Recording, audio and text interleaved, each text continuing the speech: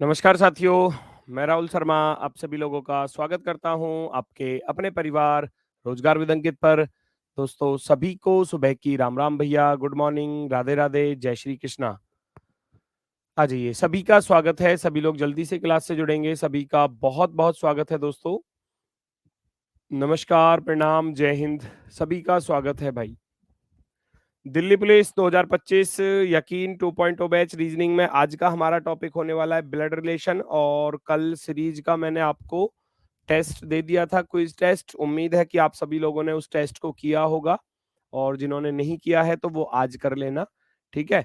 उसमें लगभग 40 क्वेश्चन हैं, तो 40 क्वेश्चन आप लोगों ने अच्छे से किए होंगे। एक बार स्कोर मुझे बताना चाहेंगे आप लोग कि आपका स्कोर क्या रहा कल के क्विज का? आपका स्कोर क्या रहा, जल्दी से बताएंगे। कल का जो आपने क्विज किया है, जिन जिन बच्चों ने, उनका कल के क्विज का 40 में से कितना स्कोर रहा? एक बार बस फटाफट से बता दो, फिर क्लास स्टार्ट कर रहे हैं। जल्दी से बताओ। आज देंगे टेस्ट, चलो ठीक है, आज दे देना, कोई दिक्कत नहीं है। 37 बहुत अच्छा स्कोर है भाई। 37, 36 ठीक है, वेरी गुड। कहाँ पर है सर जी? अरे वाह, ये कहाँ थे? तुम कहाँ थे? तुमको टेस्ट ही नहीं मिला? अरे तुम्हारे बैच में ही मिलेगा टेस्ट, एप्लीकेशन पर ही। चलो, ये कौन है 40 में से 10? बेटा 40 में से 10 फिर काम नहीं होने वाला। कभी आप ये सोच रहे हो कि 40 में से 10 ही क्वेश्चन सही करके तुम, है ना, चीजों को हासिल कर लोगे, तो फिर बहुत बड़ा मुश्किल होगा। ये जो 35 प्लस हैं, 35 प्लस वाले बिल्कुल सही हैं, बिल्कुल सही। लेकिन जो 35 और 30 के बीच में आ रहे हैं अभी, उनको भी और मेहनत करने की जरूरत पड़ेगी। याद रखना, ये टेस्ट ही आपको बताते हैं कि आपको कितनी मेहनत की जरूरत है। अगर आप उसको लाइटली लेकर चले जाओगे कि भाई टेस्ट दे दिया, कोई दिक्कत नहीं है, मेरे तो 29 नंबर आए हैं 40 में से, कोई दिक्कत नहीं है। अगर आपके 40 में से 29 नंबर आए हैं, तो आपने सोचा कोई दिक्कत नहीं है, 40 में से 29, ये बहुत बड़ी दिक्कत है बेटा, ये बहुत बड़ी दिक्कत है। क्योंकि आपको एक ही चैप्टर का टेस्ट दिया जा रहा है, और वो चैप्टर आपको पढ़ा दिया गया है ना। और फिर 40 में से अगर 29 आ रहे हैं, तो बहुत ज्यादा सोचने वाली बात है। ये 30 आ रहा है, बहुत ज्यादा सोचने वाली बात है। 35 प्लस है, ठीक चल रहे हैं। 35 से नीचे है तो सोचने वाली बात है। आप खुद इस चीज को समझ सकते हैं, समझदार हैं। अगर इससे कम आपके आ रहे हैं, 35 से कम आ रहे हैं यहाँ पर, तो फिर आपको खुद महसूस हो जाएगा कि आपको कितनी मेहनत करने की जरूरत है, ठीक है। चलो करते हैं शुरुआत। आज का हमारा टॉपिक होने वाला है ब्लड रिलेशन, यानी कि रक्त संबंध।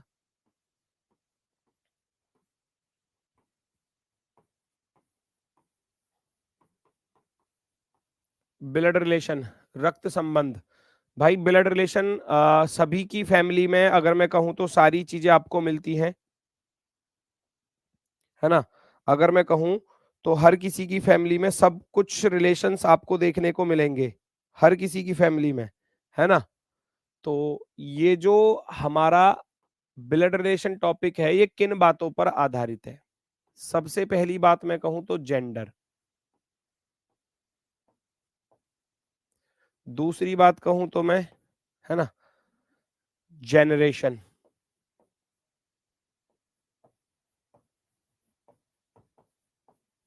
और तीसरी मैं कहूं तो सेंटेंस।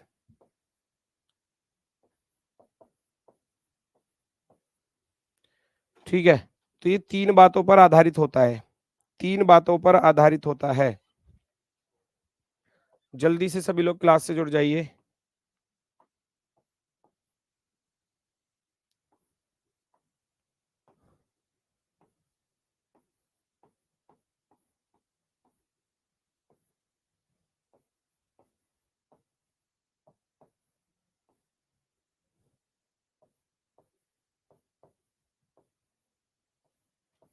ठीक है, यहां देखने जाओगे तो केवल दो ही चीजें मिलेंगी, एक तो मेल मिलेगा, मेल, और एक फीमेल।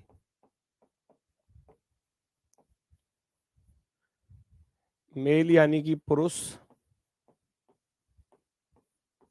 फीमेल यानी कि महिला।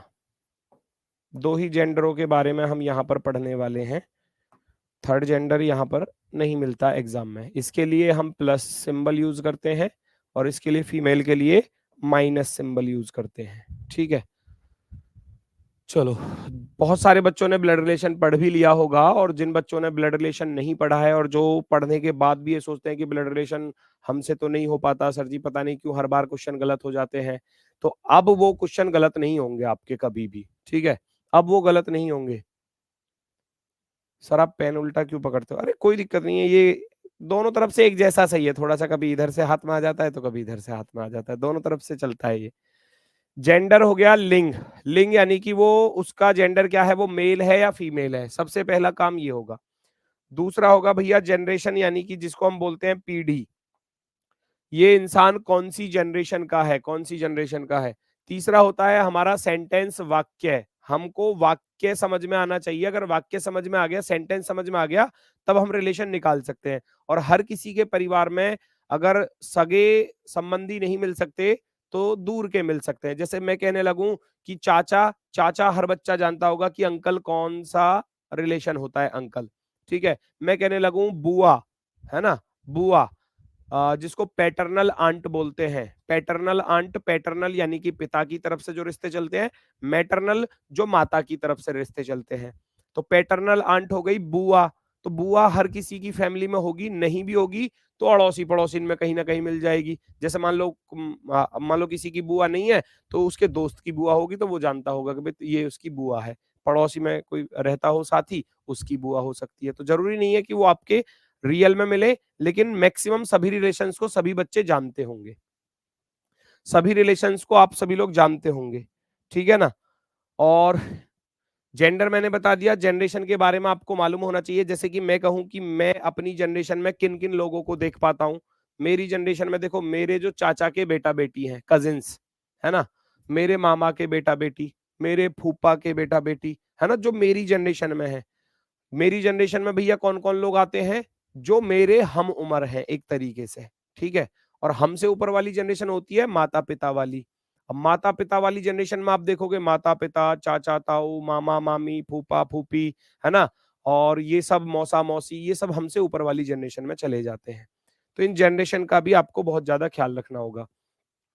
यहाँ कुछ शब्द लिखे गए हैं, जैसे कि रिलेशन है और उनको इंग्लिश में क्या बोलते हैं, मैंने वो भी दर्शा दिया है। तो आप सभी लोग जानते हैं चाचा, ताऊ, चाचा होता है पिता का छोटा भाई, ताऊ होता है पिता का बड़ा भाई, मामा माता का भाई, मौसा माता की बहन का पति, फूफा होता है पापा की बहन का पति, है ना, यानी कि बुआ का पति।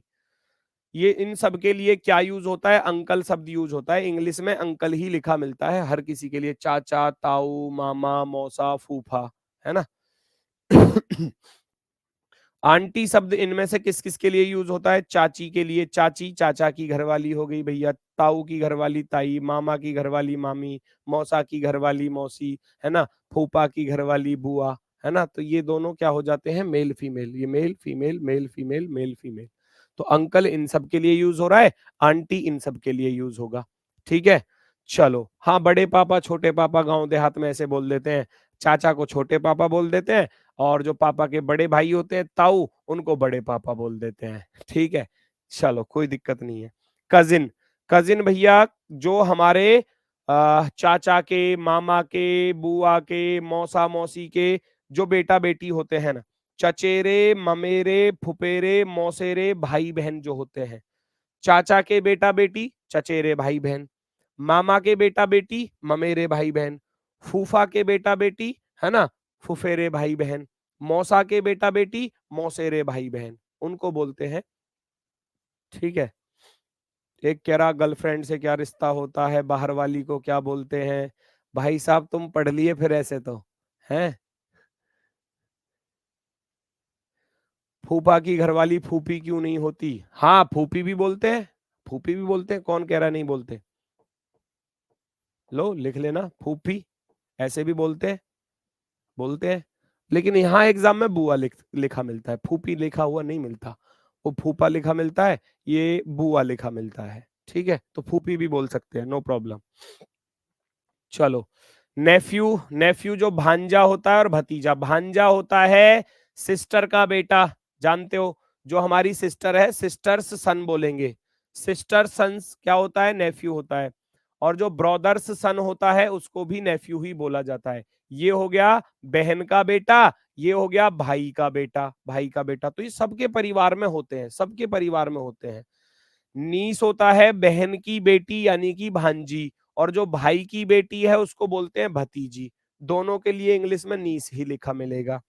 सिस्टर इन लॉ हो गया भाभी, ननद, जेठानी, देवरानी, साली।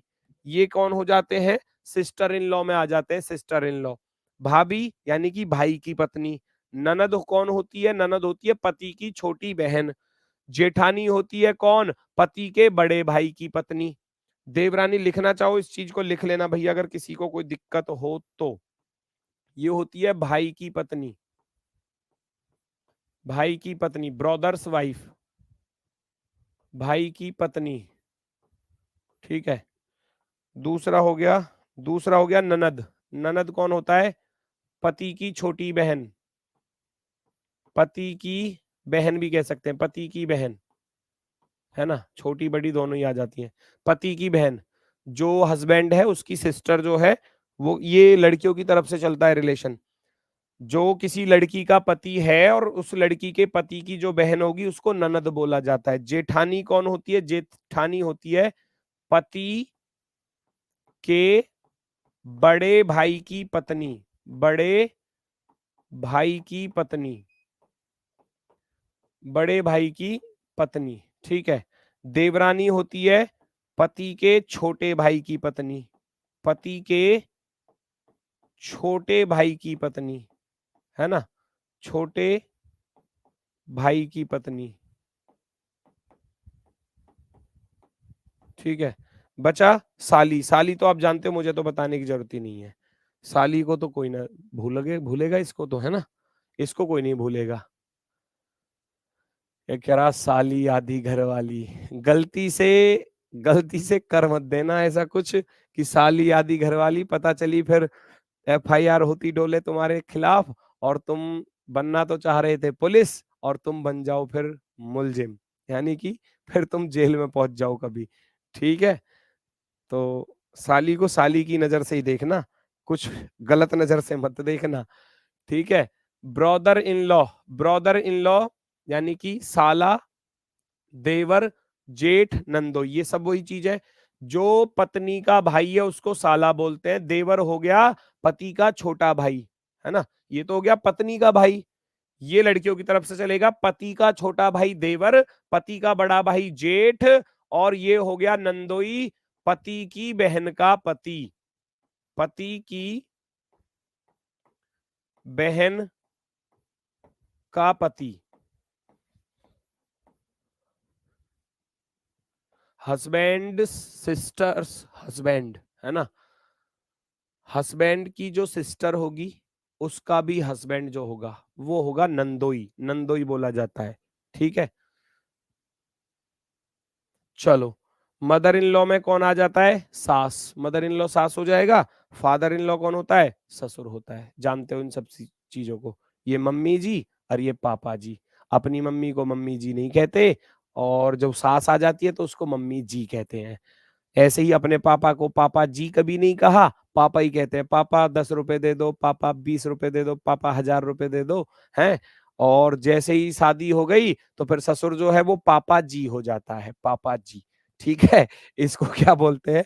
पापा जी, पापा जी, है, लिख लेना। इसको क्या बोलेंगे?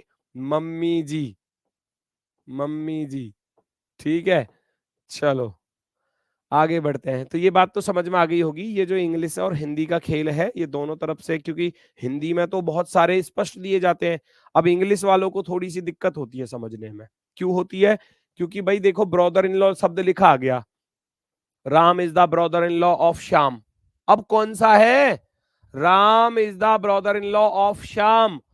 तो शाला है, देवर है, जेठ, नंदोई, क्या चीज है? तो यहां तो ब्रदर इन लॉ में देखो ये साला आ गया।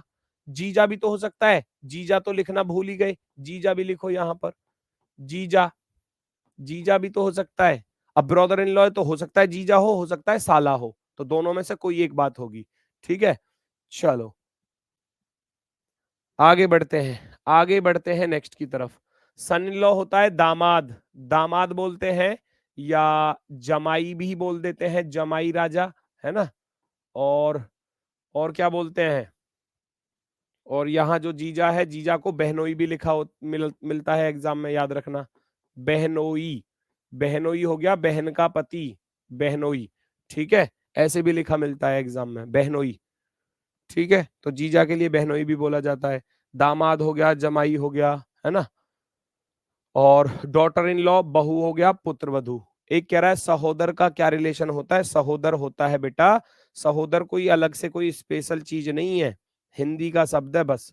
सहोदर होता है एक ही उदर से जन्म लेने वाले, एक ही उदर, उदर यानी कि पेट से जन्म लेने वाले, उनको सहोदर बोलते हैं। इसका अर्थ है सगे भाई या बहन, सगे भाई या बहन। क्योंकि देखो, जित क्वेश्चन तो मैं करा दूंगा, क्वेश्चन तो मैं करा दूंगा, क्वेश्चन तो कोई दिक्कत नहीं है, लेकिन फिर क्वेश्चन फिर समझ में नहीं आएंगे, कि जो अब तक आपकी समझ में नहीं आए तो फिर क्वेश्चन पे डायरेक्ट चलूंगा तो क्वेश्चन डायरेक्ट समझ में नहीं आएंगे। जब तक इन सारे रिलेशंस को पढ़ नहीं लोगे, सेंटेंस को नहीं समझ लोगे, तब तक चैप्टर का पढ़ने का भी कोई अर्थ नहीं है ना। डायरेक्ट क्वेश्चन करा दूं, डायरेक्ट क्वेश्चन करा फिर फंसते रहोगे, कह जी ये इसका रिश्ता है इससे क्यों बना दिया, उसका रिश्ता इससे क्यों बना दिया, है ना। तो इस तरीके की चीजें फिर आपके सामने आएंगी। ठीक है, सहोदर। किसी को कोई दिक्कत हो, कोई समस्या हो तो बताओ जल्दी से, फटाफट से, जल्दी से बताओ, जल्दी से।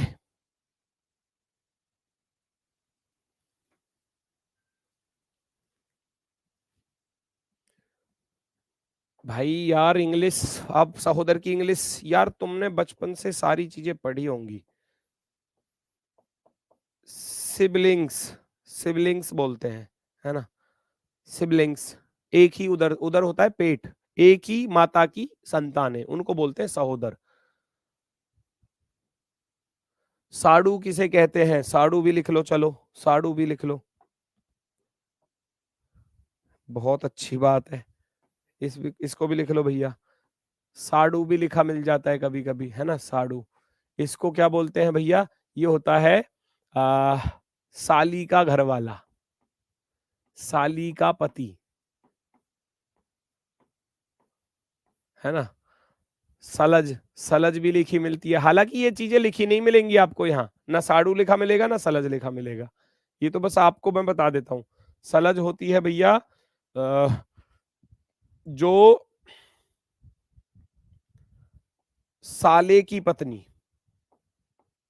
सिस्टर, सिस्टर इन लॉ ही बोलेंगे इसमें, साले की पत्नी। ये साडू जो है इसको ब्रदर इन लॉ ही बोलेंगे, brother in law, brother in law यानी कि साली का जो पति है। और सलज साले की पत्नी, यानी कि ये भी सिस्टर इन लॉ कहलाया जाएगा। ठीक है, चलो मैं बढ़ता हूं आगे की तरफ। ये कुछ जनरेशंस होती हैं, जनरेशंस के बारे में हम सबसे पहले पढ़ लेते हैं। जनरेशन यानी कि पीढ़ी। अब जैसे कि मैं स्वयं की बात करने लगूं, स्वयं, मैं अपनी बात करूं या आप अपनी बात करो, तो स्वयं, स्वयं की जनरेशन में कौन कौन लोग आते हैं वो सब यहाँ पर लिखे हुए हैं। हमारी जनरेशन में जो लोग होते हैं उनको हम क्या क्या बोलते हैं, क्या क्या रिलेशन होते हैं हमारी जनरेशन में। भाई, भाभी, बहन, जीजा, साला, साली, पत्नी, चचेरे, ममेरे, फुफेरे, मौसेरे, भाई बहन, कजिन्स, देवर, देवरानी, जेठ, जेठानी, ननद, नंदोई। तो ये सब क्या होते हैं, ये अपनी जनरेशन के लोग हैं, जो हमारी पीढ़ी के लोग हैं, हमारी पीढ़ी के लोग हैं। मेरी खुद की जनरेशन में सारे जेंडर हैं, आपकी खुद की सॉरी, जनरेशन में सारे रिलेशन है। मेरी खुद की जनरेशन में भी और आपकी खुद की जनरेशन में भी ये सब आपको मिलेंगे। हो सकता है आपकी शादी नहीं हुई है तो अभी कुछ ना मिले, कुछ शादी के बाद मिलते हैं। ठीक है, जैसे कि भाई है, भाभी है, बहन की शादी हो गई तो जीजा भी मिल जाएगा, और आपकी शादी हो गई तो साला और साली भी मिल जाएंगे, पत्नी भी मिल जाएगी शादी हो जाएगी तो। बाकी ये चचेरे, फुफेरे, मौसेरे, भाई बहन आपके होंगे ही, है ना। देवर, देवरानी, ये लड़कियों की तरफ से रिलेशन चलते हैं। लड़की की शादी हो गई है तो पति का जो भाई है उसको देवर या जेठ बोलते हैं, देवर या जेठ। उनकी घरवाली देवरानी और जेठ की घरवाली भैया जेठानी। ननद, नंदोई, पति की बहन ननद और उसका जो घरवाला है उसको नंदोई बोलते हैं। तो इस तरीके की चीजें आपके एग्जाम में चलती रहती हैं भैया। ठीक है, मैं बढ़ता हूं आगे की तरफ। भैया देखो, हमसे ऊपर की जनरेशन में कौन कौन लोग आते हैं।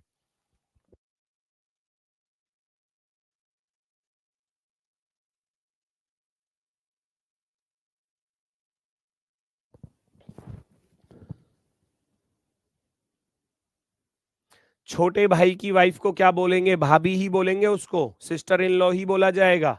ठीक है।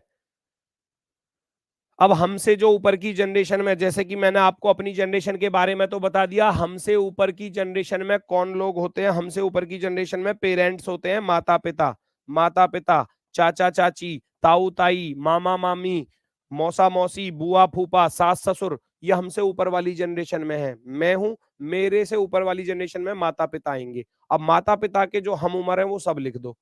माता पिता, चाचा चाची, ताऊ ताई, मामा मामी, मौसा मौसी, बुआ फूफा, सास ससुर। अब इनसे भी ऊपर जाओगे, माता पिता से भी ऊपर जाओगे तो ग्रैंड पेरेंट्स मिल जाते हैं, जिनमें दादा दादी और नाना नानी आ जाते हैं। उनसे भी ऊपर जाओगे तो ग्रेट ग्रैंड पेरेंट्स हो जाएंगे, परदादा परदादी, परनाना परनानी।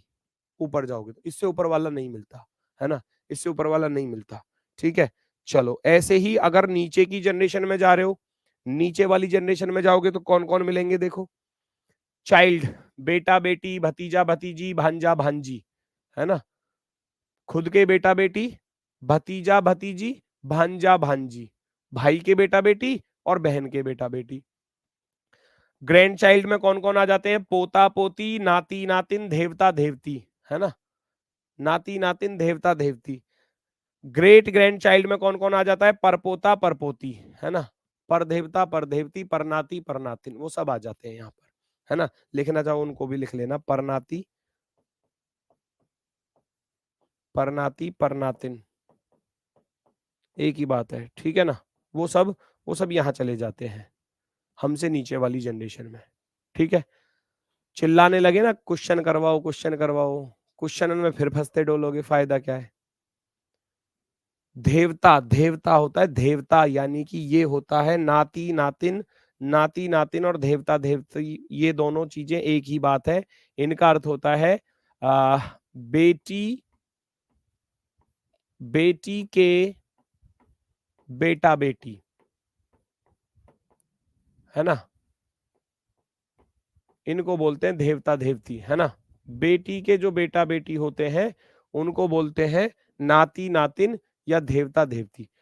पुत्र का पुत्र पोता, पुत्री का पुत्र नाती बोला जाता है या देवता बोला जाता है। ठीक है। चलो, ये तो हो गया पुत्र के, बेटे के बेटा बेटी, बेटे के, और वो बेटी के बेटा बेटी हैं, पुत्री के पुत्र और पुत्री, ये पुत्र के पुत्र होंगे, ये बेटे के होंगे,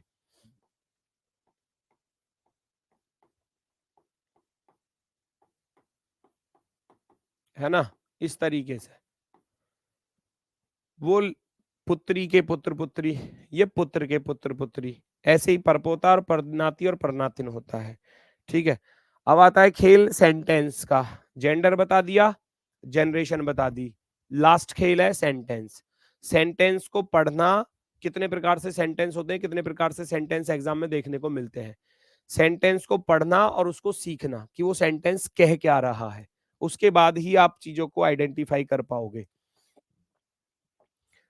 एक्स वाई का पिता है, एक्स वाई का पिता है, X is the father of Y, तो यहां से आपको पता चल रहा है, यहां से आपको किसके बारे में पता चल रहा है? वो साफ साफ कह रहा है कि एक्स वाई का पिता है, तो यहां से आपको पता चला कि एक्स जो है वो वाई का पिता है, वाई का पिता। अच्छा, जिसका रिलेशन पता चलेगा उसकी तरफ एरो ऐसे बनाऊंगा, जिसका रिलेशन पता चलेगा, है ना। वो आपकी मर्जी, आप अपने हिसाब से कैसे भी कर सकते हो, नो प्रॉब्लम। यहां मुझे बस इतना पता चल गया कि एक्स जो है वो वाई का पिता है, तो एक्स का जेंडर मालूम हो गया कि ये एक प्लस है। एक्स कौन है? एक प्लस है। अगर मैं आपसे कहूं, यहीं पर एग्जामिनर आपसे कहने लगे कि वाई, वाई का, वाई का एक्स से क्या संबंध है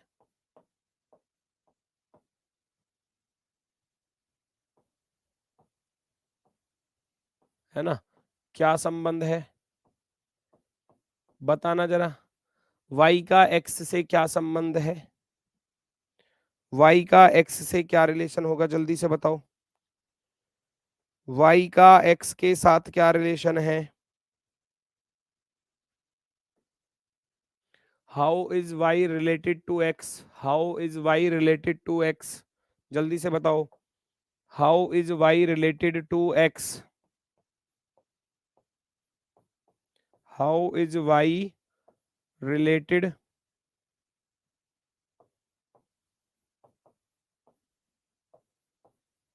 टू एक्स? जल्दी से बताओ। How is Y related to X? Y का एक्स के साथ क्या रिलेशन होने वाला है, फटाफट से बताओ। सन, सन लिख रहे हैं बहुत सारे बच्चे, पिता लिख रहे हैं, अरे वाह। मैं मूर्खो, सुधर जाओ सुधर जाओ। यहां से साफ साफ बोल रहा है कि एक्स वाई का पिता है। अब जब ये सेंटेंस ही समझ में नहीं आएंगे तो क्वेश्चन नहीं होने का बिल्कुल भी। एक्स वाई का पिता है, X is the father of Y, साफ साफ बोल रहा है कि एक्स वाई का पिता है, तो एक्स वाई का पिता हो गया। तो ये इसका जेंडर तो अभी हमको मालूम नहीं है। जब तक जेंडर मालूम नहीं है तब तक आप क्या कहोगे कि भैया ये इसका बेटा भी हो सकता है और बेटी भी हो सकती है, दोनों ही चीज है। क्योंकि वाई का रिलेशन पूछा गया है ना, अब तो एक्स का तो दिया है सवाल में। अब कह रहा है कि वाई का एक्स से क्या संबंध है, how is Y related to X? तो वाई जो है वो एक्स का कौन होगा? तो आपको दिखाई दे रहा है प्लस या माइनस कुछ भी हो सकता है, तो आपको ऑप्शन में पुत्र या पुत्री करके लिखा मिलेगा। पुत्र या पुत्री, डॉटर सन, सन और डॉटर दोनों चीजें लिखी मिलेंगी। अगर अलग अलग करके लिख के दिया है और नीचे फिर एक ऑप्शन दिया जाता है, निर्धारित नहीं कर सकते। अगर मान लो एक ऑप्शन में पुत्र दिया है, दूसरे में पुत्री दिया है, तीसरे में भैया पोता दिया है, चौथे में लिख दिया निर्धारित नहीं कर सकते, तो उसको टिक करेंगे। और एक में पुत्र दे दिया, एक में पुत्री दे दिया, एक में लिख कर दे दिया पुत्र या पुत्री, और एक में भतीजा या भतीजी, तो फिर पुत्र या पुत्री वाले को टिक करेंगे। तो अकॉर्डिंग टू द ऑप्शन ही आंसर देना होता है। वाई स्त्रीलिंग में आती है इसलिए एक्स की बेटी है। वाह वाह, बहुत अच्छे बहुत अच्छे। मैंने तो यहाँ यस लिख दिया, यस। मैं यहाँ योगेश लिख दूं, योगेश, तो इसका क्या मतलब है? पागल हो क्या? आपने बस अरे यार ये पता नहीं कहां से आ जाते हैं क्लास में दो चार महान आत्माएं। चलो भाई, अगला सेंटेंस है, दूसरा सेंटेंस है एक्स वाई का पिता है जो। अब ये जो जिसका अगर आपको कहीं पर लिखा मिले तो इस सेंटेंस को समझो कि ये क्या चीज कहना चाह रहा है। कहीं पर भी आपको हु लिखा मिलेगा तो इस हु का याद रखना, ये जो या जिसका शब्द लिखा है ये हमेशा इससे पहले जो इंसान आ रहा है उसके लिए यूज होता है, याद रखना। ये जो हु शब्द लिखा हुआ है ये इससे पहले जो इंसान आ रहा है वो उसके लिए यूज होता है। यानी कि इस जो की जगह पर अब मैं क्या रख सकता हूं, वाई रख सकता हूं, वाई। वाई के लिए यूज हुआ है तो हु के लिए क्या रख सकता हूं यहाँ पर, वाई। तो यहाँ पर मैं अब वाई पढ़ूंगा, हु नहीं पढ़ूंगा, वाई पढ़ूंगा। तो पहले सेंटेंस को समझो। X is the father of Y, वो कह रहा है X is the father of Y, X is the father of Y. जो, जो यानी कि वाई लिखा है यहां पर, ध्यान से सुनना। X is the father of Y, X Y का पिता है। पिछला ही सेंटेंस था बिल्कुल, एक्स वाई का पिता है, उसी में बस मैंने ये सेंटेंस जोड़ा है। एक्स वाई का पिता है जो जेड का बेटा है, जो जेड का बेटा है। Who is the son of Z. अब मैंने बताया हु किसके लिए यूज होगा, इससे पहले जो इंसान आ रहा होगा उसके लिए यूज होगा, तो वाई के लिए यूज होगा। तो अब इस हु को भूल जाओ, अब इसको वाई पढ़ो। तो वाई पढ़ोगे तो कैसे पढ़ोगे, Y is the son of Z, Y Z का बेटा है। वाई जो है वो किसका बेटा है, जेड का बेटा है, तो इसका जेंडर भी पता चल गया। अब इसका जेंडर पता नहीं चला तो मैं आपसे कहूं कि भैया जेड का एक्स से क्या संबंध है, तो क्या आप बता सकते हो क्या संबंध है? How is Z related, how is Z related to X? बताओ फटाफट से, how is Z related to X? बताओ जल्दी से। मम्मी, अरे वाह वाह, माता, क्या बात है। हस्बैंड या वाइफ, वाह गजब। चलो, रिलेशन किसका पूछा गया पहले ये देख लिया करो। जेड का, किसका? जेड का एक्स से क्या संबंध है? जेड एक्स का कौन है? आपसे पूछा गया है जेड, जेड एक्स का कौन है ना?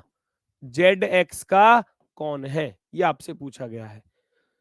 How is Z related to X? Z X का क्या है? जेड एक्स का कौन है? जेड का एक्स से क्या रिश्ता है? तो पूछा जेड का है ना, जेड का पूछा गया है इसके साथ। अच्छा, इसका पिता है, वाई का पिता एक्स है और वाई बेटा है जेड का, तो दो दो पिता थोड़ी हो सकते हैं, एक पिता होगा एक माता होगी। तो ये दोनों आपस में कौन हो जाते हैं? ये दोनों आपस में शादीशुदा हो जाते हैं। ये इसकी माता बनेगी क्योंकि पिता तो ये पहले से ही है। अगर ये पिता है और ये जेड का बेटा भी है तो जेड फिर माता होगी वाई की। लेकिन रिलेशन किसका पूछा गया? जेड का एक्स से क्या रिश्ता है? जेड का एक्स से, एक्स की ये कौन होने वाली है? पत्नी होने वाली है, पत्नी यानी कि वाइफ। कौन होने वाली है? वाइफ। ऑप्शन जहां भी आपको वाइफ लिखा मिलेगा वो सही हो जाएगा, वाइफ।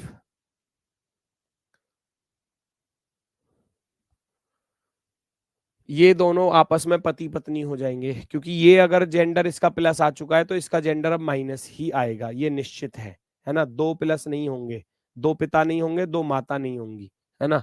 तो एक पिता और एक माता, एक पिता और एक माता। ठीक है, चलो अगला सेंटेंस ऐसे ही पढ़ोगे, देखो जरा। एक्स वाई का भाई है, तो आप ऐसे बनाओगे, एक्स जो है वो वाई का भाई है, तो यहां से ये पता चला कि एक्स का जेंडर क्या है? एक्स एक पुरुष है। एक्स वाई का भाई है, तो भाई है तो खुद की जनरेशन में रखो, हमसे ऊपर वाली जनरेशन के तो ऊपर रखूंगा, हमसे नीचे वाली जनरेशन के तो नीचे रखूंगा, इस बात का ध्यान रखना। एक्स वाई का भाई है जो, मैंने बताया जो किसके लिए यूज होगा, इससे पहले जो आ रहा है यानी कि वाई, तो वाई जेड का पिता है। वाई जेड का, वाई जेड का कौन है भैया? पिता है, पिता। ये लो भैया यहां पर प्लस आ गया, ये लो भैया यहां पर प्लस आ गया। कोई दिक्कत है? सब कुछ दिया है, एक्स वाई का भाई है, एक्स वाई का भाई हो गया। जो, जो यानी कि कौन? वाई। मैंने बताया इससे पहले जो आ रहा है हु किसके लिए यूज होगा? इस वाले पर्सन के लिए, वाई के लिए। तो Y is the father of Z, Y is the father of Z. कोई दिक्कत? तो यहां से अगर मैं पूछने लगूं एक्स का जेड से क्या संबंध है, एक्स का जेड से क्या संबंध है, तो क्या आप मुझे बता सकते हो क्या संबंध है? How is X related to Z? How is X related to Z? जल्दी से बताओ क्या आएगा, जल्दी से बताओ, एक्स जेड का कौन होगा? भैया ये इसका पिता, और पिता का भाई कौन होता है? पिता का भाई कौन होता है? अंकल होता है, चाचा या ताऊ। ये वाला, ये वाला इंसान कौन हो जाएगा जेड का? चाचा या ताऊ। इंग्लिश में अंकल ही लिखा मिलेगा, चाचा या ताऊ। कहीं कहीं काका भी लिखा मिल जाता है, काका, याद रखना, है ना? काका भी लिखा मिल जाता है, इंग्लिश में बोलेंगे अंकल, अंकल। ठीक है, इंग्लिश में क्या बोलेंगे? अंकल बोलेंगे। ठीक है, कोई दिक्कत? ये सेंटेंस ही समझने हैं, सवाल कुछ नहीं है, सवाल में एक दिन और एक्स्ट्रा क्लास ले लूंगा, कोई दिक्कत नहीं है, सवाल हो जाएंगे सारे, पर लेकिन सेंटेंसों को तो समझो। अब सेंटेंस को समझ लोगे तो सारे क्वेश्चन सॉल्व कर लोगे, सेंटेंस ही नहीं समझ पाओगे तो क्वेश्चन भी सॉल्व नहीं होंगे। ठीक है, इसलिए इनको सिखा रहा हूं मैं, वरना मुझे कोई ज्यादा इतना बड़ा शौक नहीं है कि मैं बच्चों का टाइम वेस्ट करूं कि जी भैया डायरेक्ट क्वेश्चन करवाओ गुरुजी, सब बच्चे कह रहे हैं कि डायरेक्ट क्वेश्चन करवाओ, क्या ही फायदा फिर उसका करने का? मैं तो करा दूंगा, मुझे तो कोई दिक्कत नहीं होगी। मुझे तो और बढ़िया फायदा है कि मैं 4 क्लास की जगह पे 3 क्लास में खत्म कर दूंगा टॉपिक, है ना? लेकिन ऐसा नहीं है, फिर फायदा ही क्या हुआ उसको पढ़ाने का जब समझ में ही ना आया, एग्जाम में पेपर ही क्वेश्चन ही छूट जाए तो फिर फायदा क्या? ठीक है,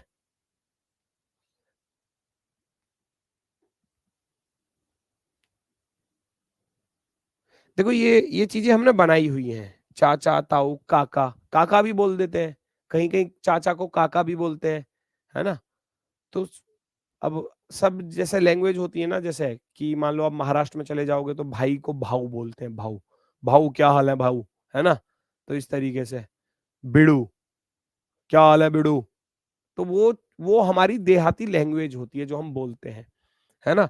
तो कहीं कहीं पर काका भी यूज होता है, कहीं कहीं कहीं भाई के लिए भाऊ शब्द यूज होता है ना, है ना। आपने देखा नहीं है वो मूवी देखी होगी आपने, पुष्पा भाऊ, पुष्पा पुष्पा मूवी, है ना। वो पुष्पा भाऊ और अपनी पत्नी को क्या बोलता है, बाइको, बाइको, मैं अपनी बाइको को लेके जा रहा हूँ, है ना। इस तरीके से हमको ऐसा लगता है कि बाइको यानी बाइक को लेके जा रहा है बाइक यानी कि जो मोटरसाइकिल होती है। तो वो सबकी अपनी अपनी राष्ट्रीय कह सकते हैं जो, है ना, नेशनल लैंग्वेज है सबकी अपनी अपनी, ठीक है। एरिया वाइज ये अलग अलग बटी हुई है लैंग्वेज। तो जो जहां पर जैसे पला बढ़ा है वैसे ही शब्दों को वो सीखता है फिर। नेक्स्ट, दादा भी बोलते हैं, भाई को दादा भी बोलते हैं, दादा क्या हाल है ना, ऐसे भी बोलते हैं। तो आम लैंग्वेज में हम जो चीजें यूज करते हैं, दादा वैसे तो रिलेशन, दादा तो पिता का पिता होता है ना। अन्ना बोलते हैं, ये देखो अन्ना, ठीक है। हाँ वो लैंग्वेज है अलग अलग। इसका आंसर बता दो, एक्स जो वाई का भाई है एक्स जो वाई का भाई है, एक्स जो किसका भाई है जी, वाई का भाई है। एक्स के बारे में पता चला, एक्स जो वाई का भाई है, कॉमा जेड का पिता है। अब ये जेड का पिता कौन है, ये जेड का पिता कौन है, वाई है या एक्स है। भाई बात किसकी यूज हो रही है, एक्स जो वाई का भाई है। ये जो शब्द लग रहा है वो किसके लिए लग रहा है, एक्स के लिए ही तो लग रहा है। मैंने क्या बताया, एक्स जो वाई का भाई है, एक्स हु किसके लिए यूज हो रहा है, इस एक्स के लिए। तो एक्स जो वाई का भाई है, इसको वैसे पढ़ेंगे, एक्स जो वाई का भाई है वो जेड का पिता है ना। X who is the brother of Y is the father of Z. बात एक्स की चल रही है तो एक्स के लिए ही बोलेंगे। एक्स जो वाई का भाई है वो जेड का पिता भी है, वो जेड का पिता भी है, जेड का पिता भी है एक्स। यहां मैं आपसे पूछने लगूं, वाई का जेड से क्या संबंध है, वाई का जेड से क्या संबंध है, क्या संबंध है, क्या संबंध है, बताओ जल्दी से। वाई का जेड से क्या संबंध है, वाई का जेड से क्या संबंध है, how is Y related to Z, how is Y related to Z, जल्दी से बताओ।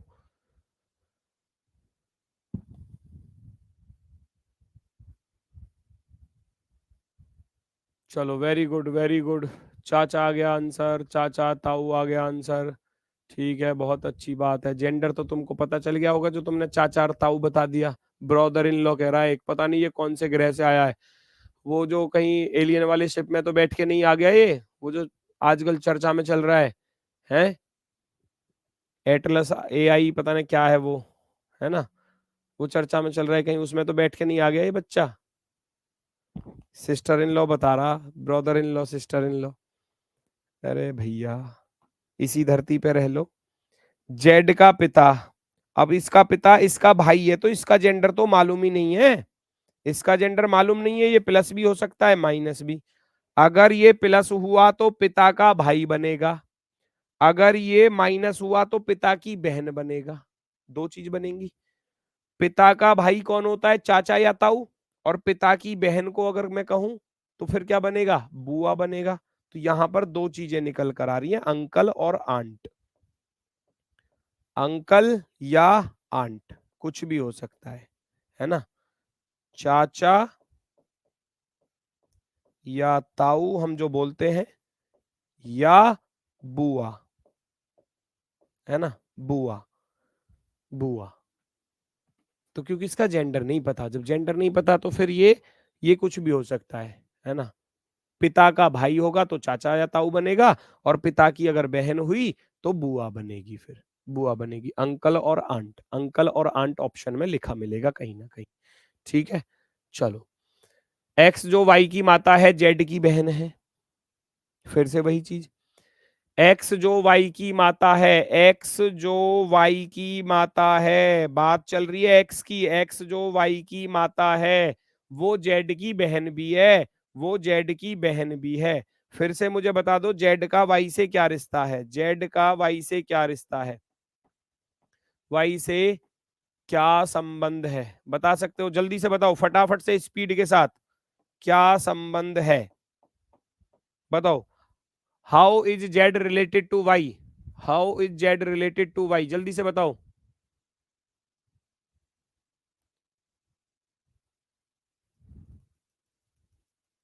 वेरी गुड मौसी आ गया आंसर, बहुत अच्छी बात है, बहुत अच्छी बात मौसी, फिर बन जाओ मुर्गा आप मौसी वाले जितने भी हो, है ना।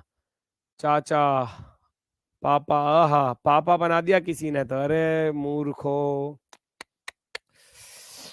तुम्हें तो धोबी घाट पर ऐसी धोबी पछाड़ दी जावे बढ़िया वाली, है ना, ऐसे पकड़ कर रो, ऐसे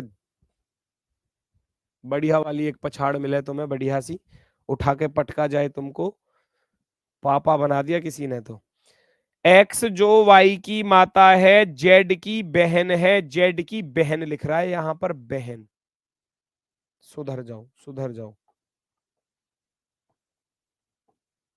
बहन, जेड की बहन है, तो इसकी बहन है तो ये इसकी बहन या भाई होगा, कुछ होगा, है ना।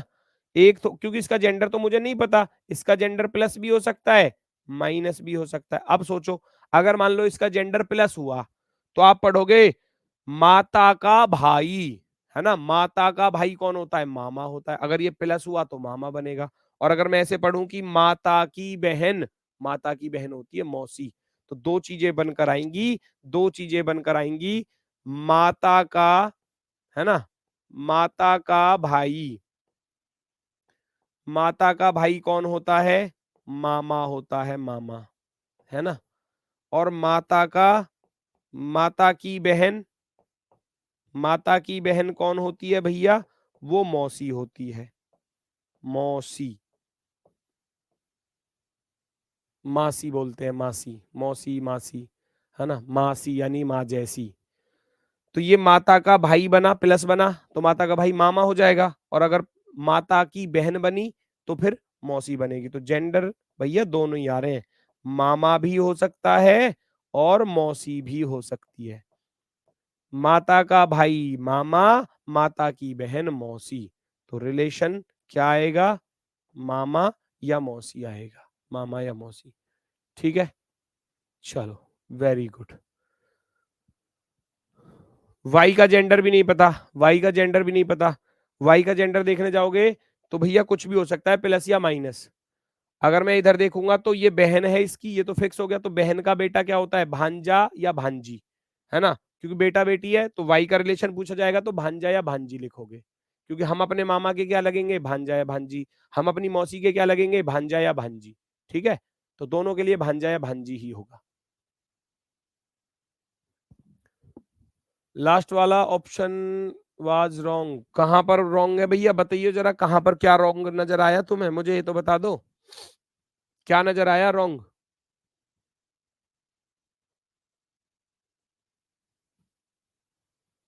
माता की बड़ी बहन को क्या कहते हैं, अरे माता की बड़ी बहन मौसी होती है, माता की बड़ी बहन भी मौसी होती है, छोटी बहन भी मौसी होती है, दोनों मौसी ही होती हैं। नेक्स्ट, अब आता है और, तथा, लेकिन, किंतु, परंतु, जहां पर ये तथा लिखा मिले, तथा, एंड, एंड जहां पर भी लिखा मिलेगा, याद रखना ये जो एंड शब्द है वो हमेशा फर्स्ट पर्सन के लिए यूज होगा, पहले वाले व्यक्ति के लिए, ये होगा फर्स्ट पर्सन के लिए यूज, याद रखना। आप इस सवाल को ऐसे पढ़ोगे, एक्स वाई का भाई है, एक्स वाई का भाई है, एक्स वाई का भाई है, और, तथा, लेकिन, किंतु, परंतु, है ना, एक्स वाई का भाई है और जेड का बेटा है, एक्स वाई का तो भाई बन रहा है, एक्स, एक्स वाई का तो भाई बन रहा है ना, बात चल रही है एक्स की, ये जो तथा, लेकिन, किंतु, परंतु वो किसके लिए यूज होगा, फर्स्ट पर्सन के लिए, एक्स वाई का भाई है तथा जेड का बेटा है, तो एक्स जो है वो जेड का बेटा है, बेटा, बात आई समझ में, जेड का बेटा है। यहीं पर आपसे पूछने लगे कि जेड का वाई से क्या रिश्ता है, जेड का वाई से क्या संबंध है, जेड का वाई से, ये सवाल ही तो चल रहे हैं, क्वेश्चन ही तो चल रहे हैं, बार बार क्वेश्चन ही तो कर रहा हूं मैं आपसे। जेड का वाई से क्या संबंध है? जेड जो है वाई का कौन होगा? तो वाई का जेड का तो जेंडर ही नहीं पता। अब जेंड देखो फिर करने लगे, पिता बहू, ये बहू वाला कौन है भाई? ये तो इस धरती का मुझे लग ही नहीं रहा। बहू आंसर दे दिया किसी ने, बहू। अरे वाह भाई साहब, पता नहीं प्लस या माइनस, प्लस या माइनस। एक्स, एक्स वाई का भाई है। अब मैं किसी का भाई हूं तो वो सामने वाला मेरा भाई या बहन ही तो होगा, या कुछ और बनेगा? भाई मैं कहने लगूं मैं इसका भाई हूं, तो अब ये इसका जेंडर नहीं पता आपको सामने वाले का, तो ये भाई या बहन कुछ भी हो सकता है ना? होगा तो भाई या बहन ही, या चाचा या ताऊ या मौसा या बुआ या फूफा, कुछ बना दोगे इसे? आप किसी के भाई हो तो सामने वाला आपका बहन या भाई ही होगा। और ये एक्स बेटा है जेड का, तो जेड का अगर ये बेटा है तो ये भी बेटा या बेटी कुछ भी हो सकता है। तो ये दोनों जब भाई बहन हो गए, ये दोनों संतान है जेड की। अब जेड का जेंडर नहीं पता, तो जेड कौन होगा? माता या पिता? जेड कौन होगा? माता या पिता? क्योंकि उसका जेंडर नहीं पता, माता या पिता। ठीक है, चलो करके दिखाओ इसको, फटाफट से बताओ।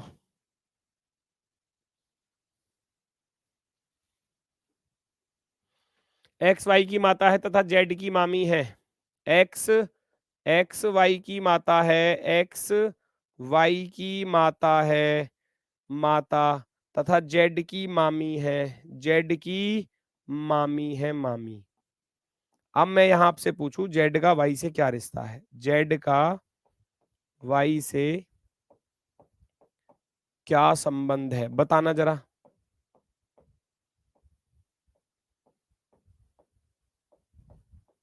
बताओ जल्दी से, जेड का वाई से क्या संबंध है? क्या आप बता सकते हो?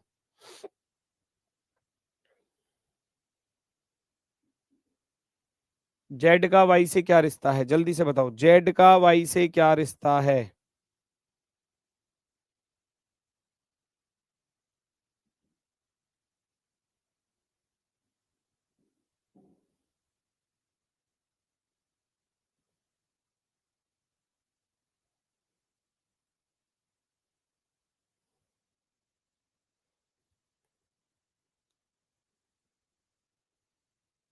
ठीक है, एक्स वाई की माता। अब सोचो, आप अपने ऊपर ले जाओ ना रिलेशन को। मैं हूं, मान लो ये वाई मैं हूं, या वाई आप हो। अब मैं कह रहा हूं मेरी जो माता है, मेरी जो मम्मी है, मेरी जो माता है वो किसी की मामी लग रही हैं। मामी किसकी लगेंगी? हमारे जो बुआ के बेटा बेटी होंगी। मेरी मम्मी अगर किसी की मामी लग रही है तो वो किसकी मामी लगेगी? हमारी जो बुआ के बेटा बेटी हैं उनकी मामी लगेगी। तो इसका अर्थ है ये जो है ये मेरी बुआ का बेटा या बेटी है। तो इसको क्या बोलेंगे फिर? क्योंकि जेंडर तो नहीं पता है ना, क्योंकि जेड का वाई से पूछा गया था, तो इसका जेंडर तो नहीं पता, प्लस या माइनस, तो ये इसका तो बुआ का बेटा या बेटी होगा ना। मेरी माता अगर किसी की मामी लग रही है तो वो मेरी बुआ के बेटा बेटी हैं। तो कजिन, या तो कजिन लिख दो, या फिर फुफेरा भाई या बहन। फुफेरे भाई, या फुफेरा लिखना, फुफेरे मत लिखो क्योंकि इंसान तो एक ही है। फुफेरा, फुफेरा भाई या बहन, भाई या बहन, या भैया कजिन लिखा मिल जाएगा ऐसे ऑप्शन में, कजन, बस इतना लिखा मिल जाएगा, है ना। जेड का वाई से क्या रिश्ता है? जेड वाई का कजिन होगा। कजिन, चाचा के, मामा के, ताऊ के, मौसा के, बुआ के, फूफा के बेटा बेटी, उन सबको बोला जाता है कजिन। कजन, ब्रो और सिस्टर, है ना। चलो, अब यहां तक सेंटेंस समझ में आए, सेंटेंस क्लियर हुए सभी के, है ना। एक बात बस नोट करके लिख लेना मेरी तरफ से, बाकी बाकी भैया जो सेंटेंस थे वो मैंने आपको बता दिए। यही सेंटेंस एग्जाम में सारे के सारे आपको देखने को मिलेंगे। नाम से, नाम से कभी भी जेंडर ज्ञात नहीं करना, ज्ञात नहीं करना, है ना। जेंडर को कभी भी नाम से आइडेंटिफाई मत करना। नाम लिखा हुआ है कि आप सोचने लगो कि कहीं भैया कहीं राजेश नाम लिख दिया मैंने राजेश, तो राजेश को ये मत समझ लेना कि ये प्लस ही है ना। नहीं, राजेश मेल या फीमेल कुछ भी हो सकता है ना। राजेश मेल या फीमेल कुछ भी हो सकता है। कहीं लिखा हुआ है सोनू, बहुत कॉमन नाम है, लड़के और लड़कियों दोनों में मिल जाता है। सोनू मेल और फीमेल कुछ भी हो सकता है, मेल और फीमेल। पुष्पा, पुष्पा तो सबसे अच्छा उदाहरण है। पुष्पा मेल या फीमेल कुछ भी हो सकता है। अब इससे बड़ा तो उदाहरण और कोई हो ही नहीं सकता। सबने देखी होगी ये पुष्पा मूवी, कुछ ही बच्चे ऐसे बचे होंगे जिन्होंने नहीं देखी होगी, वरना तो मैक्सिमम सबने ही देखी है। जब शुरुआत में आई थी मूवी तो हम भी समझ रहे थे अरे पुष्पा किसी लड़की के नाम पर दिख है, ये मूवी शायद कोई लड़की की मूवी दिख है। तब तक हीरो पीरो का पता नहीं था कि हीरो कौन है, तो हम समझ रहे किसी लड़की के ऊपर बनी है जी फिल्म, ये पुष्पा किसी लड़की के ऊपर। देखा तो पुष्पा तो इंसान निकल रहा है मूवी में वो पुरुष निकल रहा है पुष्पा, है ना। तो ये सबसे बड़ा उदाहरण है। नीरज हो गया, नीरज बहुत कॉमन नाम है, नीरज लड़कों और लड़कियों में सभी में मिल जाता है। नीरज मेल या फीमेल कुछ भी हो सकता है, मेल या फीमेल, है ना।